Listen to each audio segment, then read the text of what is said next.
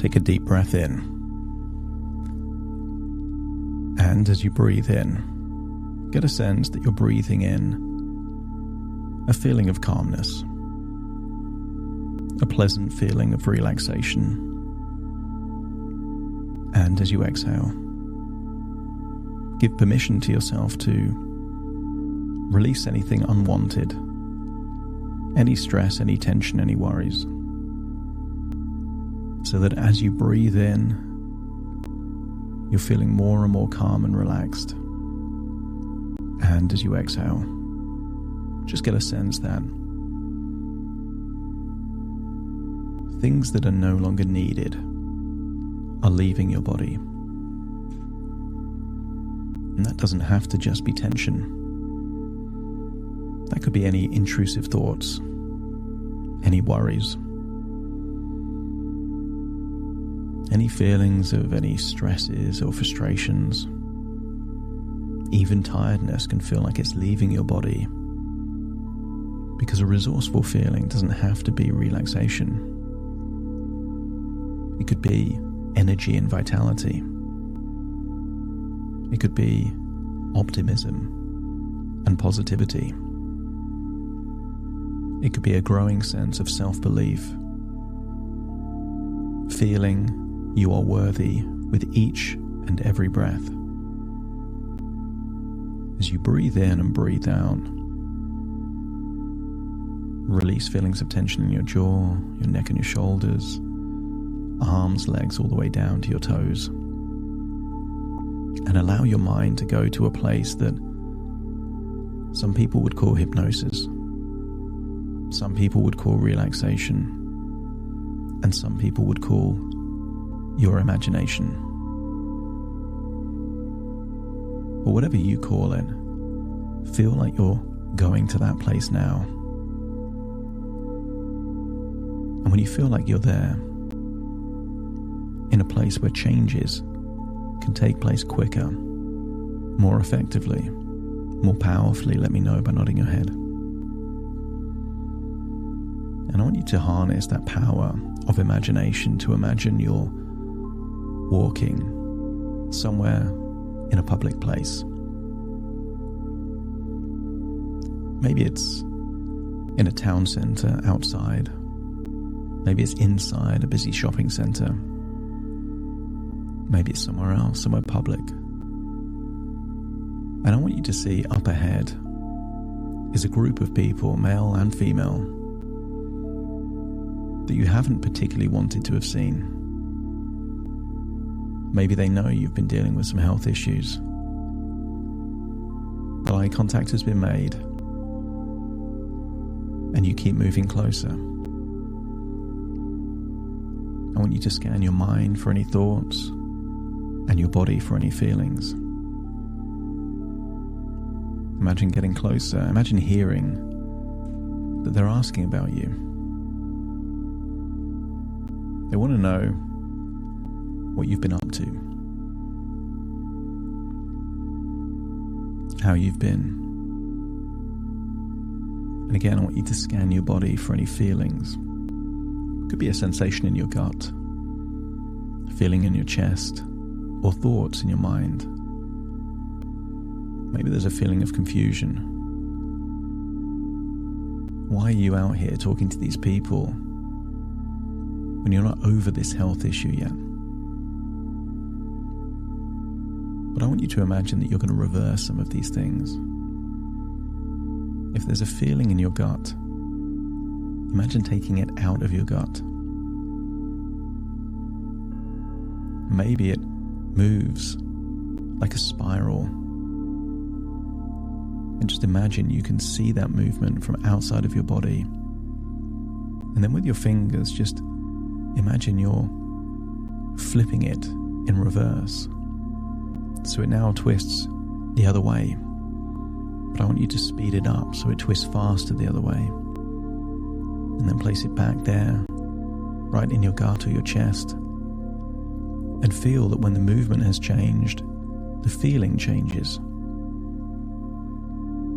Maybe there's some inner dialogue inside your head. I want you to imagine you have a rewind button, and those words are going backwards. The words in your head are going backwards, the feeling in your gut is going backwards. I want you to imagine that this is short-circuiting these immediate patterns that you have about being in a situation like this. And I want you to accept that confusion is a wonderful feeling. Because when you're confused, your mind is looking for new ways of doing things. The reason you're confused is because meeting these people in this situation is not something you would normally do. The confusion isn't the problem, it's the solution. Because while you're confused, your mind is open to new ideas. And if your mind is open to new ideas, new powerful ways of thinking, let me know by nodding your head. I want you to imagine that you're pausing time, you're in the same situation, seeing the same people, but no one's moving. The entire world is on pause apart from you. Those feelings are still happening in reverse. But you're now open-minded to new ideas. And I will give you these ideas, and your mind will accept all of those that are useful, helpful, that can improve the quality of your life. It's okay for people to see you as you are now. You're not as bad as you think. You look okay as you are now. You look okay the way you are, even if you're not in the gym. You don't get your confidence from going to the gym. There's so many ways that you can feel confident, and there's many people that have sky-high confidence and they've never been in a gym in their life.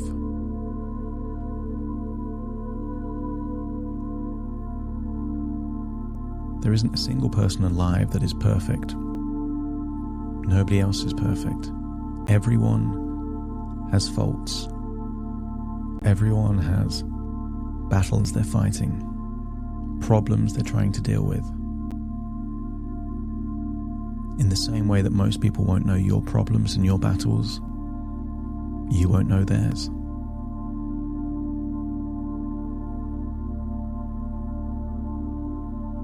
This feeling regarding your health is only temporary.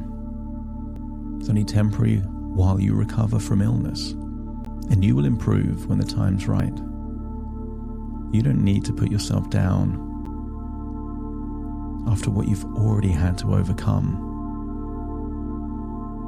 Feel proud that you've overcome adversity. Feel proud that you've got this far.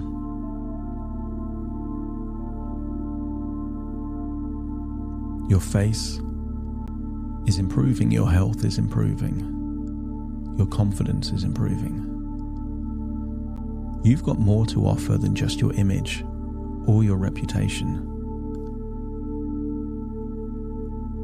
If people knew what you had to overcome, they would be impressed by your character, by your resilience, by your determination, not by what you look like or what they think you've done in the past. You've got so much more to offer than just your image.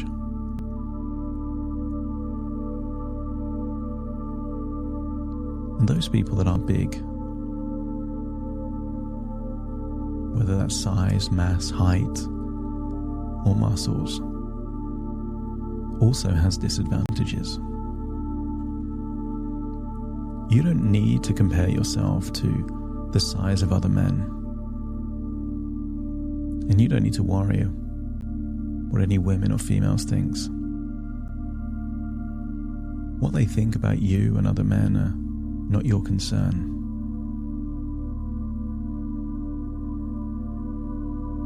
When you look in a mirror, you don't need to feel sad.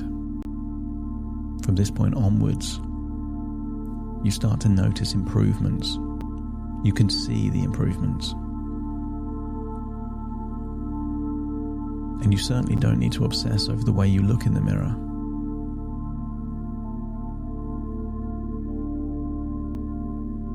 You feel stronger and more confident in less clothing. So as the weather gets warmer and hotter, you don't need to wear more and more clothes. You can feel stronger and more confident in less clothing. Other people's opinions on your size, whether they come from men or women, male or female, have no relevance to you. Because your weight is your weight. No one else's. It's no one else's concern. Other people's weight has no relevance to you.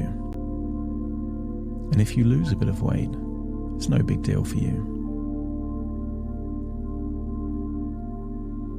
See this crowd of people all frozen in time like they're playing musical statues, but still feel that feeling in your gut is going the other way around. That anxiety is turning into excitement, hope, and possibility.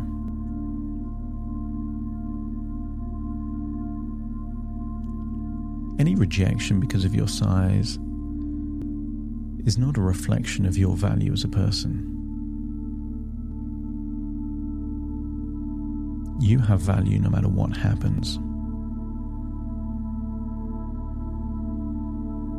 And if you happen to bump into a group of people that you don't want to talk to, it's totally okay to socialize with them, talk with them, even if you have still got a health issue. And even if they ask you personal questions, you don't have to answer anything you don't want to. You set the boundaries. You decide what you share and what you don't, what you say and what you don't. You are in control.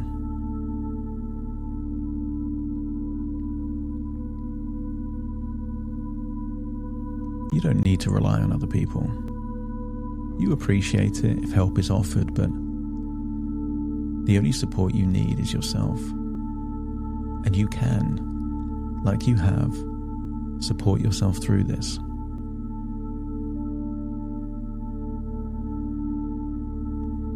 If you choose to go outside whenever you feel up to it, it won't affect your recovery. And at the same time, if you need to rest, you're going to give yourself rest. When people run a marathon, they need a few days to recover. They don't see that as a weakness. They see it as a necessity.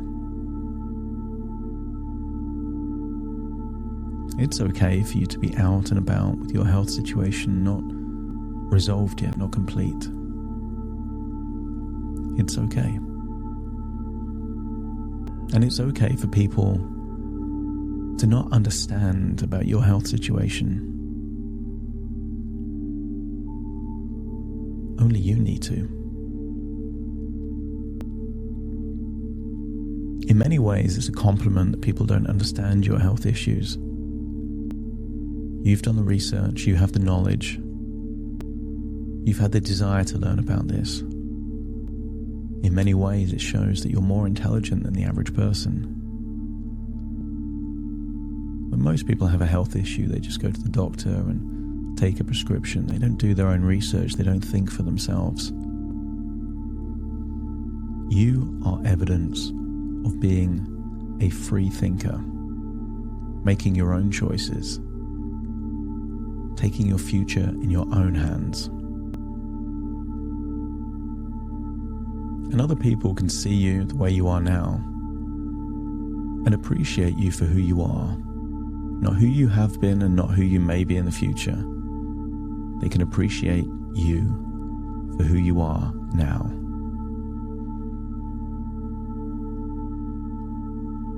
If your unconscious mind accepts these suggestions, let me know by nodding your head.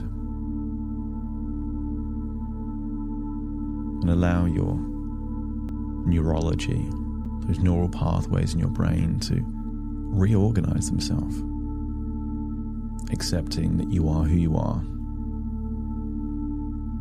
that it's okay for you to be out and about, even if you're not where you will be in the future.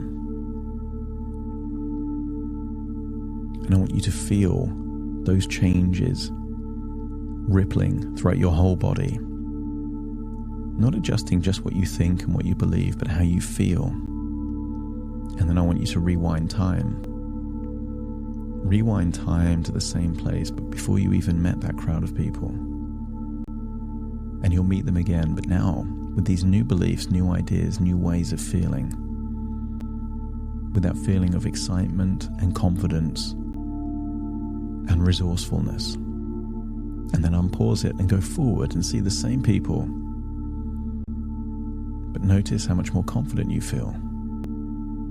You don't care if they ask you anything because you decide what you share and what you say.